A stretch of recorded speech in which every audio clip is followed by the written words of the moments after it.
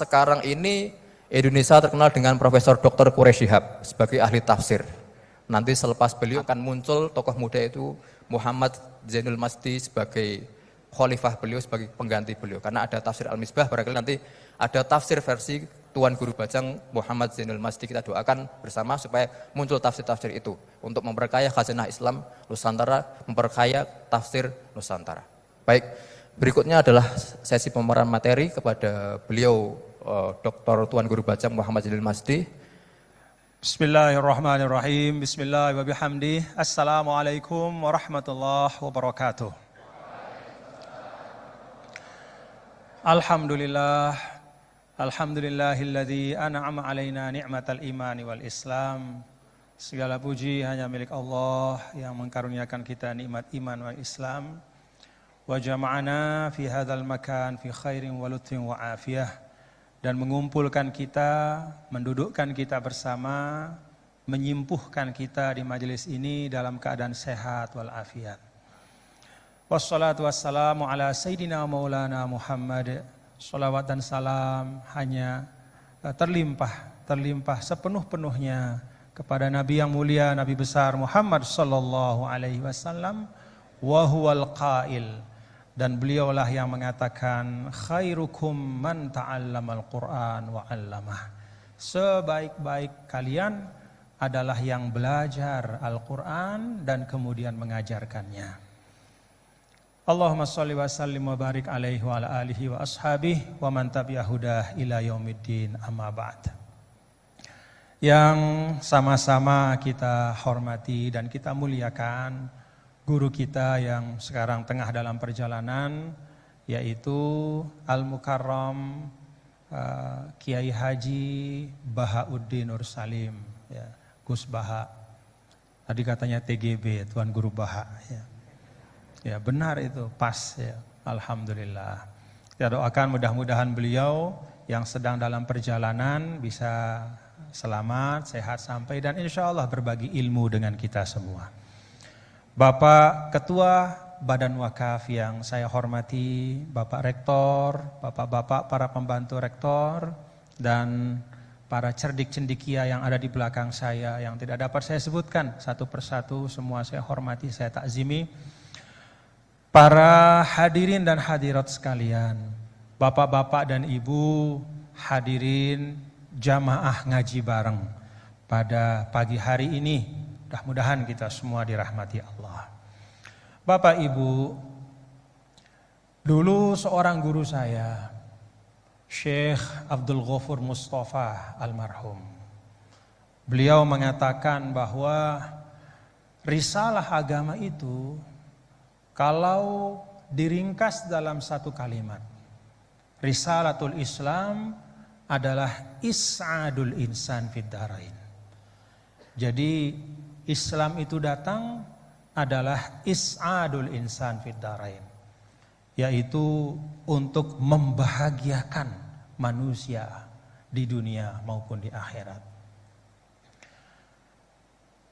Beliau mengatakan semua maqasidus syariah, termasuk tentu sumber utama kita berislam, yaitu Al-Quran.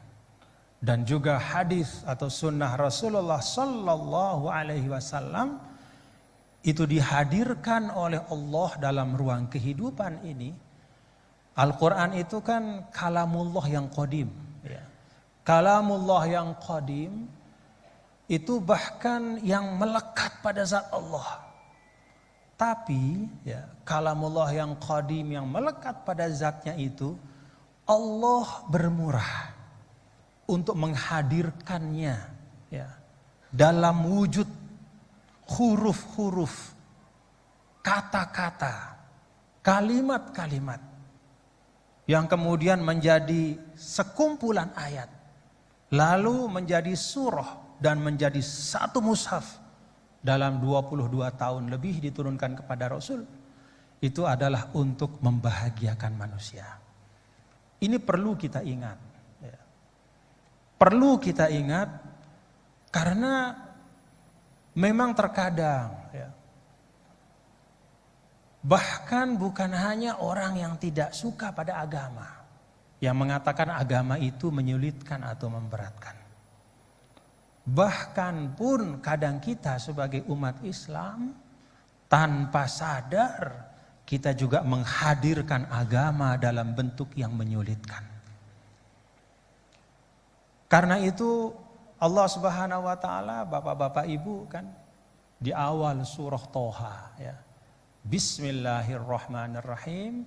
Toha ma anzalna 'alaikal Qur'ana litashqa. Kami tidak turunkan Al-Qur'an ini untuk kemudian membuatmu itu kesulitan. Jadi Al-Qur'an ini bukan hendak memberatkan hidup kita, Bapak-bapak Ibu.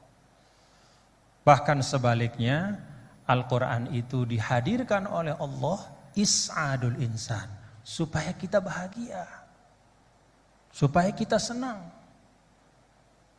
Ada hal-hal yang membuat kita sumpek di dalam beragama ya. Kalau ketika kita mendekat kepada agama itu kok rasanya semakin berat gitu ya. Mungkin ya karena keberagamaan kita itu yang disebut oleh para ulama at-tadayyunul ma'kus. Jadi beragama cuman kebalik-balik gitu. Yang penting ditinggalkan, yang enggak penting yang dibahas habis-habisan. Nah, saya pikir dari beliau, dari guru kita nanti kita akan simak ya ngaji bareng. Karena Gus, saya terus terang nggak ngerti ya ngaji bareng ini awalnya konsepnya kayak apa. Makanya di mobil tadi saya tanya, ini maksudnya masing-masing ngomong aja gitu atau kayak gimana? Yang saya tanya mal mas'ul bi a'lama minasail. Dia lebih nggak ngerti lagi dibanding saya. Dia tengok-tengok gitu. Sudah bilang pokoknya ini katanya terserah nanti Gus Baha mau kayak gimana aja. Oh ya sudah. Kalau gitu dia matbu saya tabi. Begitu kalau gitu kita ikutin beliau. Nanti saya menyesuaikan kepada beliau.